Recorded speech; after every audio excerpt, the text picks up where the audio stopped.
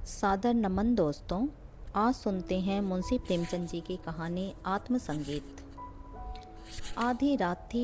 नदी का किनारा था। आकाश के तारे शिथिर थे और नदी में उनका प्रतिबिंब लहरों के साथ चंचल।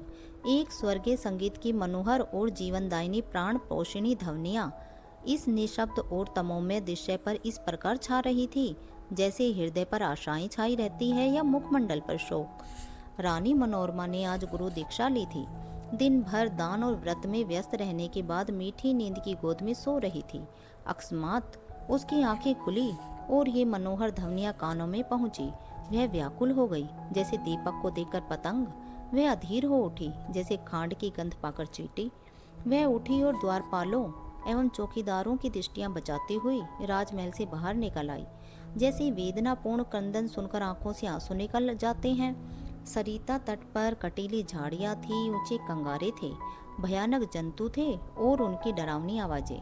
शव थे और उनसे भी अधिक भयंकर उनकी कल्पना। मनोरमा कोमलता और सुकुमारता की मूर्ति थी, परंतु उस मधुर संगीत का आकर्षण उसे तन्मयता की अवस्था में खींचे लिए जाता था। उसे आपदाओं का ध्यान न था। वह घंटों चलती रही, यहाँ तक कि मार्ग में नदी ने उसका गतिरोध किया। मनोरमा ने विवश होकर इधर उधर दृष्टि दौड़ाई।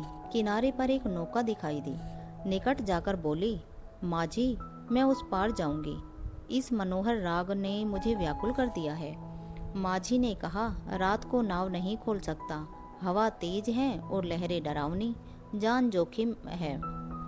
मनोरमा ने कहा, मैं रानी मनोरमा हूँ, नाव खोल दे, मुंह मांगी मजदूरी दूंगी। माझी ने कहा, तब तो नाव किसी तरह नहीं खोल सकता।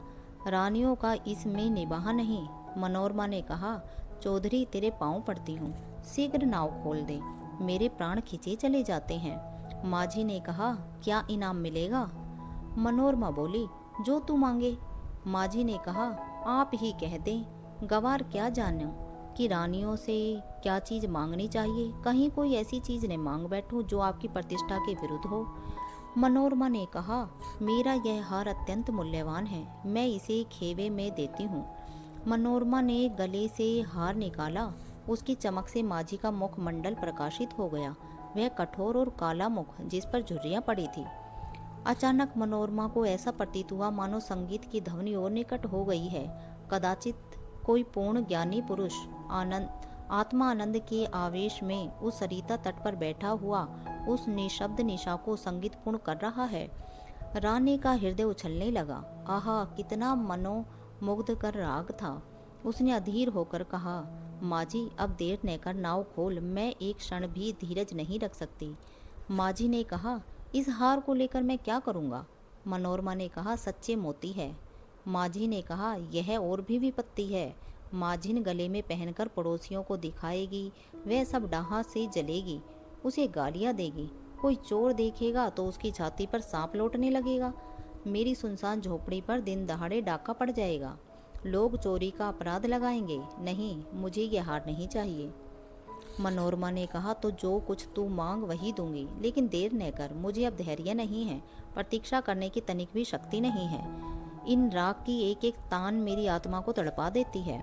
माजी ने कहा, इससे भी अच्छी कोई चीज़ दीजिए। मनोरमा ने कहा, अरे निर्दयी, तू मुझे बातों में लगाए रखना चाहता है।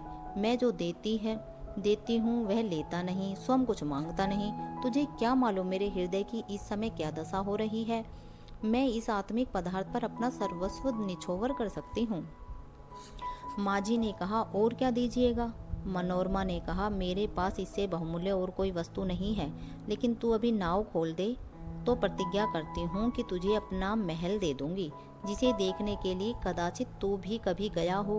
विशुद्ध श्वेत पत्थर से बना है, भारत में इसकी तुलना नहीं। माजी ने हंसकर कहा, उस महल में रहकर मुझे क्या आनंद मिलेगा, उल्टे मेरे भाई बंधु शत्रु हो जाएंगे। इस नौका पर अंधेरी रात में भी मुझे भय न लगता है। आंधी चलती रहती है और मैं इस पर पड़ा रहता हूँ, किंतु वह महल तो दिन ही में फाड़ खाएगा। मेरे घर के आदमी तो उसके कोने में समा जाएंगे, और आदमी कहाँ से लाऊंगा? मेरे नौकर चाकर कहाँ? इतना माल असबाब कहाँ? उसकी सफाई और मरम्मत कहाँ से करवाऊंगा? उसकी फुलवारियाँ सूख जाएंगी, उसके क्यारियों में गीदड़ बोलेंगे और अटारियों पर कबूतर घोंसले बनाएंगे। मनोरमा अचानक एक तन्मय अवस्था में उछल पड़ी। उसे प्रतीत हुआ कि संगीत निकटतर आ गया है। उसकी सुंदरता और आनंद अधिक प्रखर हो गया था। जैसे बत्ती उकसा देने से दीपक अधिक प्रकाशवान हो जाता है। पहले चित्ताकर्षक था तो अब आवेशजनक हो गया था। मनोरमा ने व्याकुल होकर कहा, आहा, तू फिर अपने मुंह से क्यों कुछ नहीं मांगता? कितना विरागजनक राग है, कितना विहिल करने वाला। मैं अब तनिक धीरज नहीं धर सकती। पानी उतार में जाने के लिए जितना व्याकुल होता है, श्वास हवा के लिए जितनी विकल होती है, गंध उड़ जाने के लिए जितनी व्याकुल होती है, मैं उस स्वर्गीय संगीत के लिए उतनी व्याकुल हूँ। उस संगीत में कोयल किसी मस्ती है, पपीहे किसी वेदना है, शामा किसी विह्वलता है, इससे झरनों का सा जोर है, आंधी का सा बल, इसमें वह सब कुछ है। इससे विवेकाग्नि प्रज्वलित होती है, जिससे आत्मा सम्माहित होती है और अंतकरण पवित्र होता है। माझी, अब एक क्षण का विलंब मेरे लिए मृत्यु की यंत्रणा है। शीघ्र नौका खोल। जिस सुमन की यह सुगंध है, जिस दीपक की यह दीप्ति है, उस तक मुझे पहुंचा दे। मैं देख नहीं सकती। संगीत का रचयिता कहीं निकट ही बैठा हुआ है, बहुत निकट। माझी ने कहा, आपका महल मेरे काम का नहीं है, मेरी झोपड़ी उससे कहीं सुहावनी है। मनोरमा ने कहा, हाय, तो अब तुझे क्या दूं? यह संगीत नहीं है, यह इस सुविशाल क्षेत्र की पवित्रता है। यह समस्त सुमन समूह का सौरभ है, समस्त मधुरताओं की माधुरी है, समस्त अवस्थाओं का सार है। नौका खोल। मैं जब तक जीऊंगी तेरी सेवा करूंगी, तेरे लिए पानी भरूंगी, तेरी झोपड़ी बुहारूंगी। हाँ, मैं तेरे मार्ग के कंकड़ चुनूंगी, तेरे झोपड़े को फूलों से सजाऊंगी, तेरी माझिन के पैर मलूंगी। प्यारे माझी, यदि मेरे पास 100 जानें होती तो मैं इस संगीत के लिए अर्पण करती। ईश्वर के लिए मुझे निराश न कर। मेरे धैर्य का अंतिम बिंदु शुष्क हो गया। अब इस चाह में दाह है।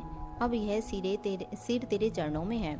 यह कहते कहते मनोरमा एक विक्षिप्त की अवस्था में माझी के निकट जाकर उसके पैरों पर गिर पड़ी। उसे ऐसा प्रतीत हुआ मानो वह संगीत आत्मा पर किसी प्रज्वलित प्रदीप की तरह ज्योति बरसाता हुआ मेरी ओर आ रहा है। उसे रोमांच हो आया। वह मस्त होकर झूमने लगी। ऐसा ज्ञात हुआ कि मैं हवा में उड़ी जाती हूँ। उसे अपने पार्श्व देश में तारे झिलमिलाते हुए दिखाई देते थे। उस पर एक आम विस्मृत का भावावेश छा गया और अब वही मस्ताना संगीत, वही मनोहर राग उसके मुंह से निकलने लगा। वही अमृत की बूंदें उसके अधरों से टपकने लगी। वह स्वयं इस संगीत की स्रोत थी। नदी के पास से आने वाली ध्वनियाँ, प्राण पोषणी ध्वनियाँ उसी के मुंह से निकल रही थी। मनोरमा का मुखमंडल चंद्रमा की तरह प्रकाशमान हो गया था और आंखों से प्रेम की किरणें निकल रही थी।